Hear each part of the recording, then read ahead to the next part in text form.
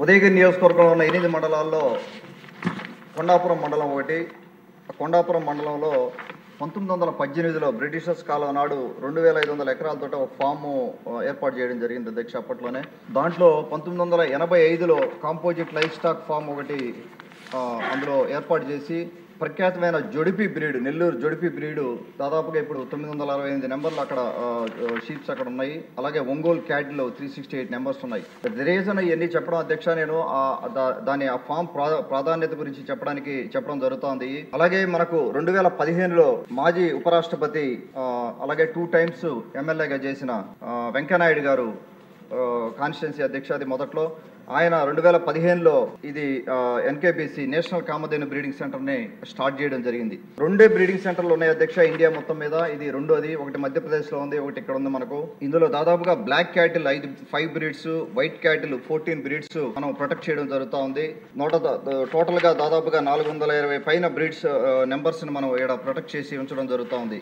ఈ రీసెంట్ గా అంత ముందు కాలంలో బ్రెజిల్కి కూడా $2 మిలియన్ తోటి మనం ఒంగోలు బ్రీడ్ ని సెల్ చేయడం జరిగింది అక్కడి నుంచి. ఇక్కడున్న మాకు మేజర్ ఇష్యూస్ వాటర్ ప్రాబ్లం అధ్యక్ష. ఆ రోజున 2015లో పెట్టినప్పుడు వాటర్ గురించి పెద్దగా ఆలోచించలేదు. తర్వాత వాటర్ ప్రాజెక్ట్ స్టార్ట్ అయింది, కానీ అది పలు రాజకీయ కారణాల వల్ల వాటర్ ప్రాజెక్ట్ ముందుకెళ్ళలేదు. దగ్గరే ఉన్న రాళ్లపాడు రిజర్వాయర్ నుంచి అక్కడ ముఖ్యంగా నేను నోటీస్ చేసింది వాటర్ ఇష్యూ ఉంది అధ్యక్ష. కనీసం మేత కూడా పండించుకోలేని పరిస్థితి 2500 ఎకరాలు ఉన్నా కూడా దాని మీద కొద్దిగా ప్రత్యేక దృష్టి పెట్టి దీన్ని కంప్లీట్గా రీషేప్ చేసి కంట్రోల్లో తీసుకోవాల్సిన అవసరం ఉందని మంత్రి గారికి విన్నవించుకుంటా ఉన్నాను.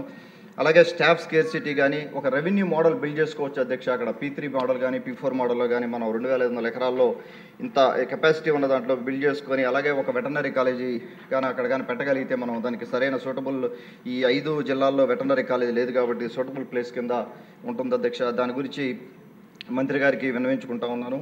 అలాగే అనిమల్ షెడ్స్ ఎక్కువ లేవు, వాటి గురించి ఇన్ఫ్రాస్ట్రక్చర్ ఇష్యూస్ కానీ ఒక 3.5 crores అయితే వాటర్ ప్రాబ్లమ్ సాల్వ్ అవుతుంది అధ్యక్ష. దగ్గర నుంచి నీళ్లు ఉన్నాయి, వాటర్ సోర్స్ మనకు.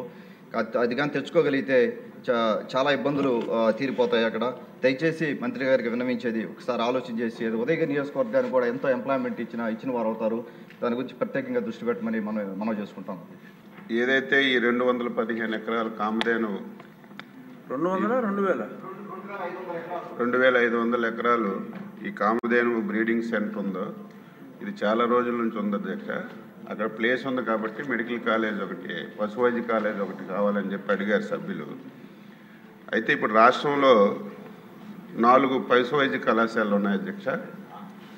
మనకు అందులో 325 మంది BVSC డాక్టర్స్ ఉన్నారు, 80 మంది పోస్ట్ గ్రాడ్యుయేట్స్ ఉన్నారు, 10 మంది PhD చేసిన వాళ్ళు ఉన్నారు అధ్యక్ష. ఈ 4 కూడా, ఒకటి తిరుపతి, ఒకటి గన్నవరం, ఒకటి పొద్దుటూరు అధ్యక్ష.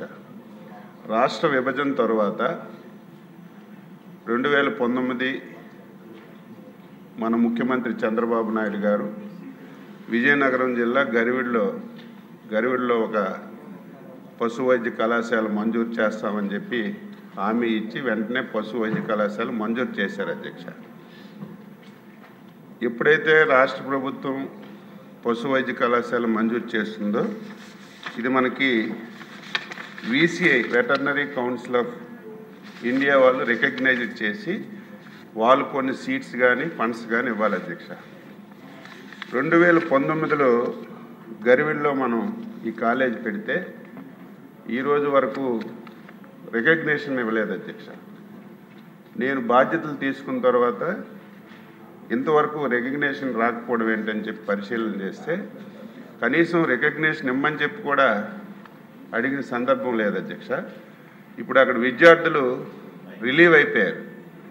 వాళ్ళకి రికగ్నైజేషన్ లేకపోతే వాళ్ళకి ఫ్యూచర్ ఉండదు. ఇప్పుడు దాని మీద దృష్టి పెట్టి వీలైనంత తొందరగా ఈ గరివిడి పశు వైద్య కళాశాలకి రికగ్నేషన్ తీసుకొచ్చే కార్యక్రమాన్ని చేపడుతున్నాం. ఇప్పుడు ఎవరైతే డాక్టర్లు రిలీవ్ అవుతున్నారో మన రాష్ట్రానికి ఉన్నటువంటి అవసరానికి సరిపోతున్నారు అధ్యక్ష. అందువల్ల మనం కొత్తవి పెట్టుకోవడానికి అవకాశం లేదని చెప్పాను. తప్పనిసరిగా నాకు తెలిసి కొచ్చిను అక్కడ చాలా ల్యాండ్ ఉంది. ఏదైతే మనకి వెంకయ్యనాయుడు గారి సహకారంతో దేశంలో 2 బ్రీడింగ్ సెంటర్స్ ఇస్తే అందులో ఒకటి నెల్లూరు జిల్లా మనకు వచ్చింది. అది వేస్ట్గా పడి ఉంది, వాటర్ కూడా ప్రాబ్లమ్స్ ఉన్నాయి. నేను ఒక టీంకి పంపించి నేను కూడా అటు వెళ్ళేటప్పుడు ఒకసారి చూసి ఈ పీపీపీ మోడల్లో కానీ లేకపోతే రాష్ట్ర ప్రభుత్వం సహకారం తీసుకొని దాన్ని యూసేజ్లోకి తీసుకురావడానికి ఇంకా మెరుగైనటువంటి పద్ధతిలో ముందుకు తీసుకెళ్ళడానికి తప్పనిసరిగా నేను సభ్యుడికి హామీ ఇస్తున్నాను. ముందు టీంకి పంపిస్తాను, తర్వాత నేను కూడా వెళ్తాను అని చెప్పి మీ ద్వారా సభ్యుడికి తెలియజేస్తున్నాను.